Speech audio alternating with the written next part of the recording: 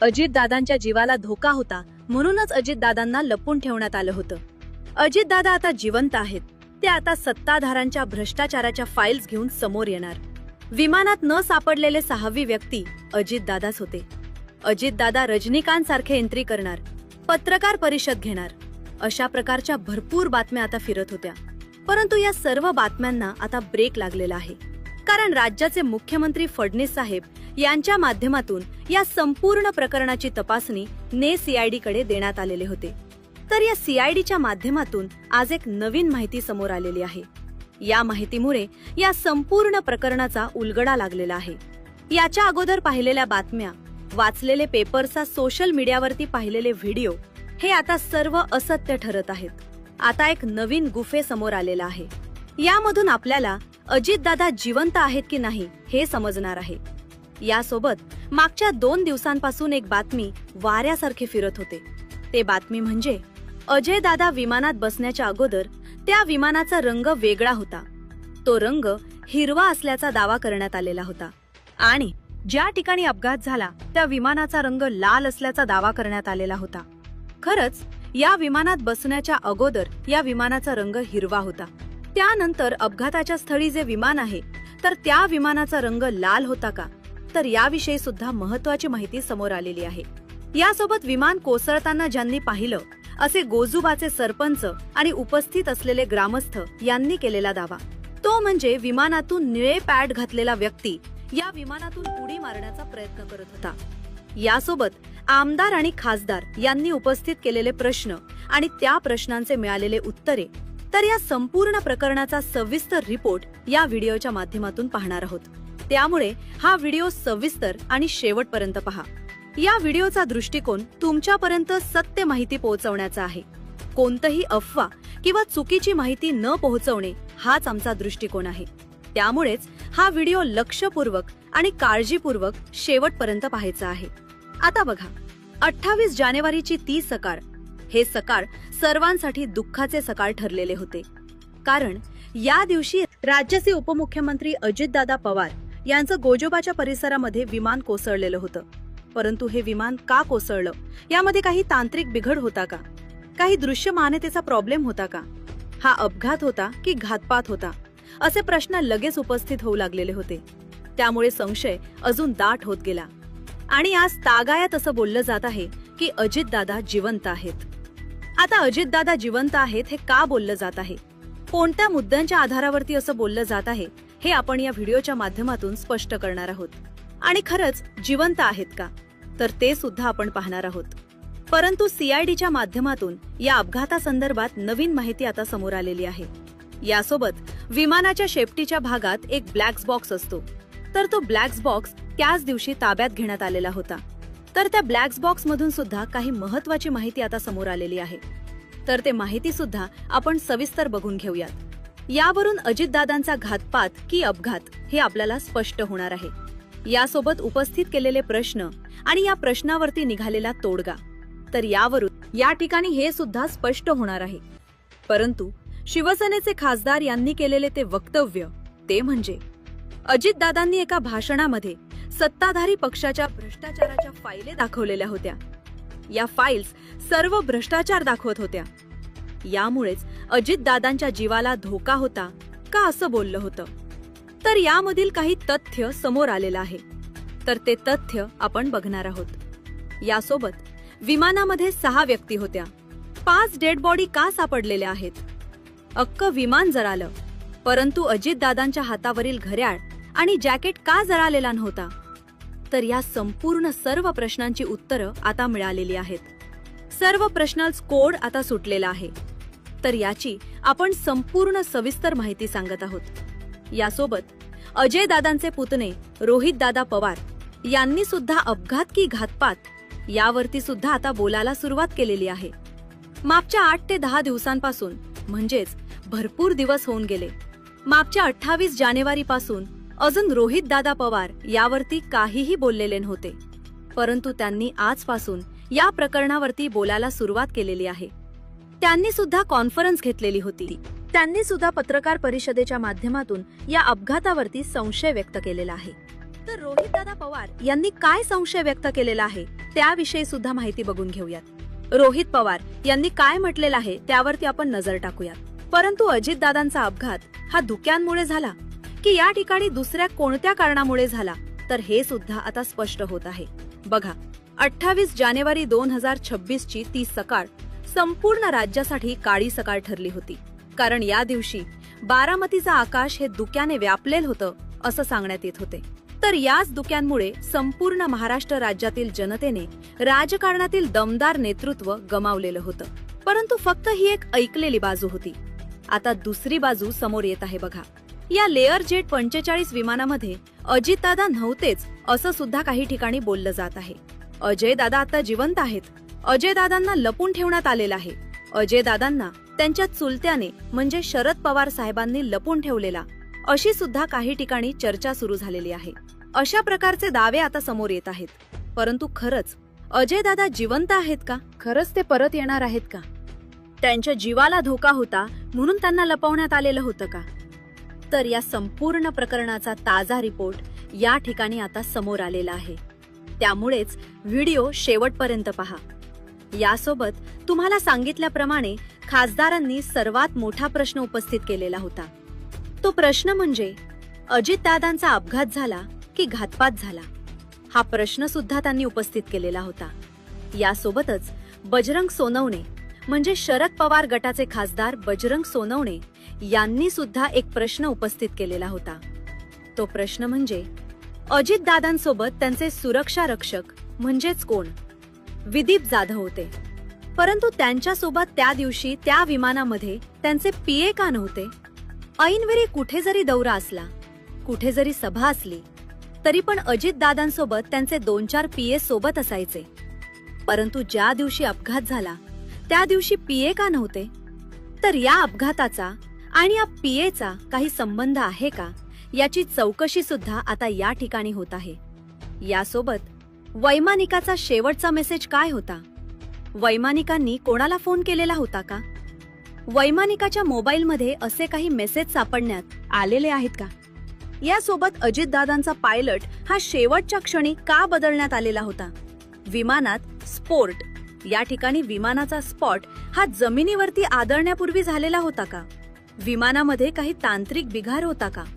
यासोबत पायलटचा 50 कोटीचा विमा होता का? पायलट सुमित कपूर याला काही ऑमेज दाखवून किंवा हिप्नोटाइज करून हे कृती करण्यास भाग पाडण्यात आलेलं होतं का? तर अशा प्रकारचे प्रश्न अमोल मिटकरी म्हणजे जे अजितदादा गटाचे आमदार आहेत, तर त्यांनी उपस्थित केलेले आहे. तर त्यावरती काही स्पष्टीकरण मिळालेले आहे का, हे सुद्धा आपण बघून घेऊयात. यासोबत तुम्हाला सांगितल्याप्रमाणे अख्खं विमान जळालं. बघा, अख्खं विमान जळालं तरी पण कागदपत्र जळालेले नव्हते. काही फाईल्स आपण व्हिडिओमध्ये, फोटोमध्ये सुद्धा पाहिलेले आहेत. अख्खं विमान जळालं परंतु कागदपत्रे जमा जळाले नाहीत. विमानात 6 व्यक्ती होत्या, 5 डेड बॉडी सापडल्या. अख्खं विमान जळालं पण दादांच्या हातावरील घड्याळ असेल किंवा जॅकेट असेल, हे का जळालं नाही? अशा पद्धतीने प्रश्न उपस्थित केलेले होते. खरंच विजिबिलिटीचा प्रश्न म्हणजेच खरंच त्या दिवशी धुक्यांचा काही प्रश्न होता? त्याही मनामध्ये खरंच दादा होते का, अशा प्रकारचे प्रश्न आता दल्ली बोळापासून ते बारामतीच्या शहरापर्यंत पोहोचलेले आहेत. संपूर्ण महाराष्ट्र राज्यासह संपूर्ण भारत देशामध्ये हा अपघात की अघातपात असा संशय सुद्धा व्यक्त केला जात आहे. एकंदरीत विचार करायला गेला तर 28 जानेवारी रोजी अजयदादांचा 8:86 विमान अपघातामध्ये मृत्यू झाला अशी पहिल्यांदा बातमी आली. तर त्या बातमीमध्ये काय सांगण्यात आलं की बारामतीच्या जवळच्या परिसरात म्हणजे कोणत्या, तर गोजबाच्या परिसरामध्ये एक layer jet 45 companies VSR companies layer jet 45 हे विमान कोसळलं. दुसरी बातमी काय आली की या विमानामध्ये 6 जण होते, तर ही दुसरी बातमी झाली. यानंतर तिसरी बातमी काय आली तर यामध्ये अजितदादांसोबत अजून 5 जण होते, म्हणजेच या विमानामध्ये अजितदादा होते, अशी तिसरी बातमी आली. त्यानंतर पुढची बातमी काय आली की अजयदादांचा या विमान अपघातामध्ये मृत्यू झाला. अशा पद्धतीने 3-4 बातम्या लागोपाठ आल्या. विचार करायला गेला तर 9:30च्या दरम्यान पहिली बातमी आली. त्यानंतर 10-11:30 वाजेपर्यंत सर्वांना कळालेलं होतं. परंतु या दिवशी काय झालेलं होतं माध्यमांच्या माध्यमातून एक चुकीची बातमी गेलेली होती. आता ही बातमी नकळत गेलेली होती का कळत गेलेली होती, तर याचा अजून शोध लागलेला नाही. तर माध्यमांच्या माध्यमातून कोणती बातमी चुकीची गेली, तर ती बातमी म्हणजे या विमानामध्ये 6 व्यक्ती होत्या खरं, तर या विमानामध्ये 5च व्यक्ती होत्या.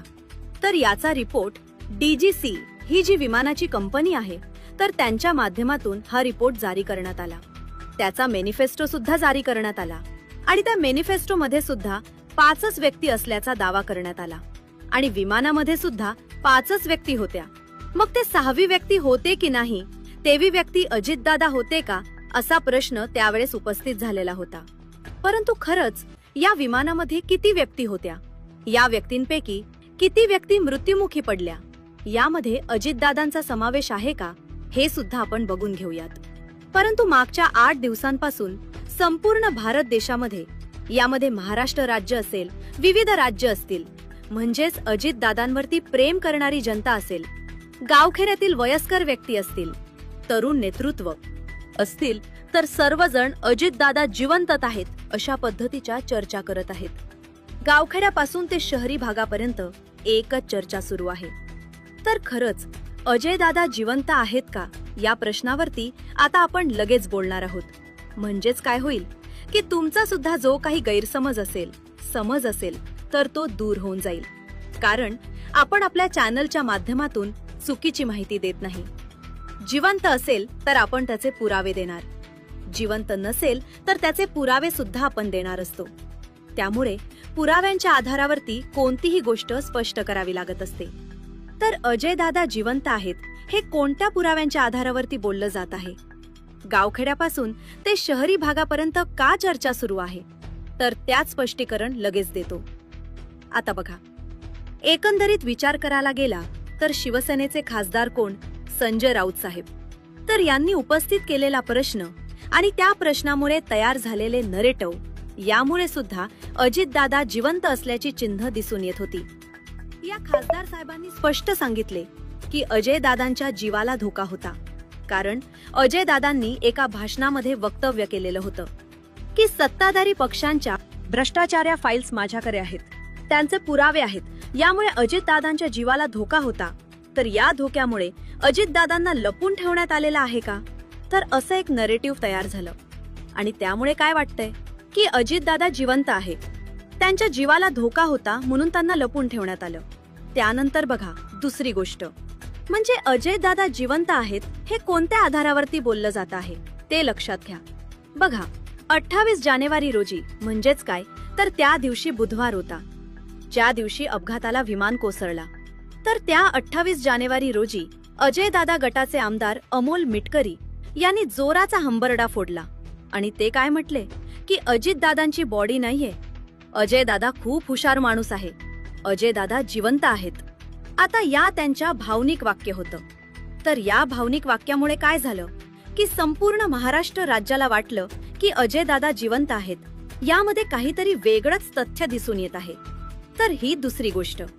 तर या आधारावरती सुद्धा बोललं जात आहेत की दादा जिवंत आहेत. यानंतर अजयदादा जिवंत आहेत ही चर्चा का पसरलेली आहे, तर त्याचं तिसरं कारण बघा अजितदादा विमानामध्ये बसतानाचे फुटेज बघा.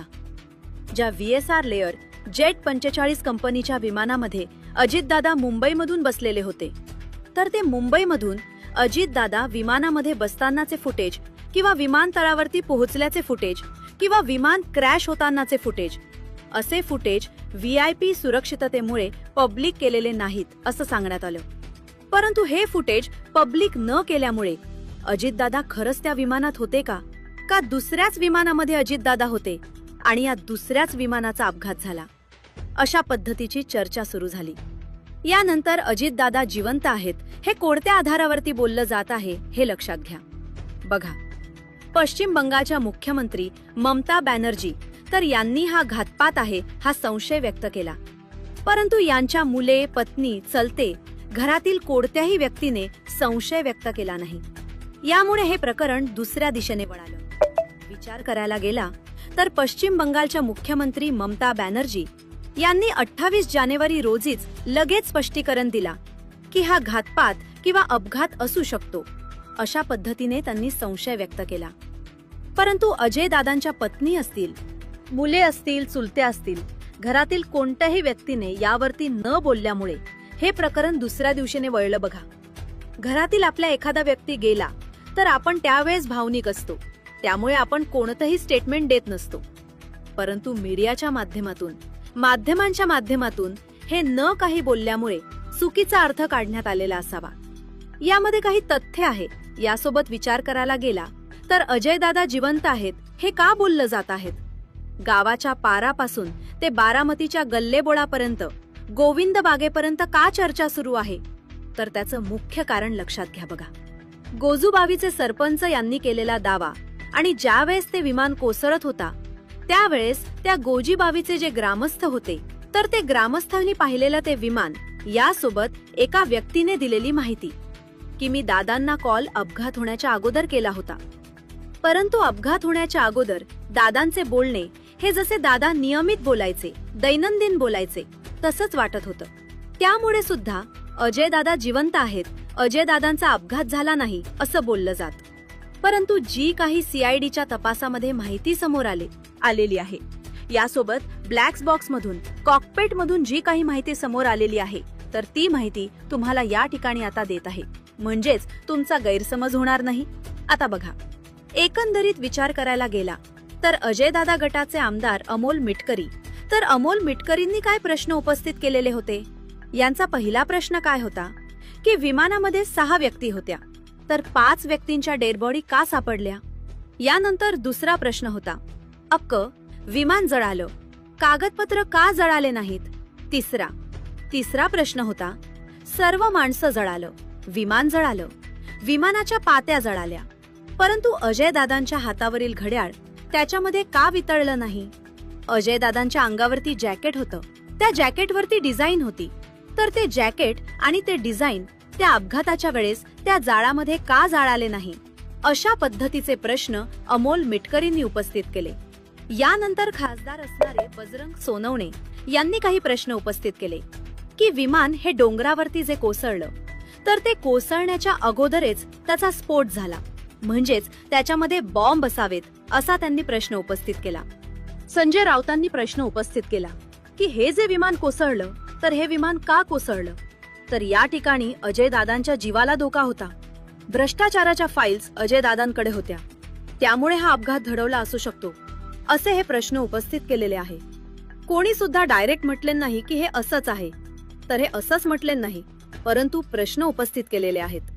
आता प्रश्न उपस्थित करणे हे प्रत्येकाचा अधिकार आहे, परंतु याची तपासणी सीआयडी असेल, डीजीसी असेल, तर असे जे मोठमोठे सरकारी कर्मचारी असतील, सरकारी संस्था असतील, विमानाच्या संस्था असेल, तर यांच्या माध्यमातून ही चौकशी सुरू आहे.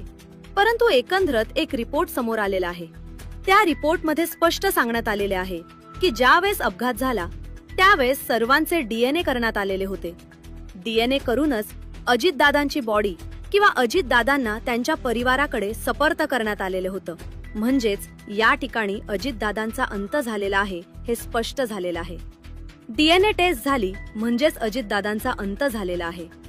अजितदादा जिवंत आहेत हे फक्त अफवा पसरण्याचं कारण समोर येत आहे. बघा, आम्ही सत्य माहिती देत असतो, आम्ही सत्य माहिती घेऊनच तुमच्यापर्यंत व्हिडिओ पोहोचवत असतो.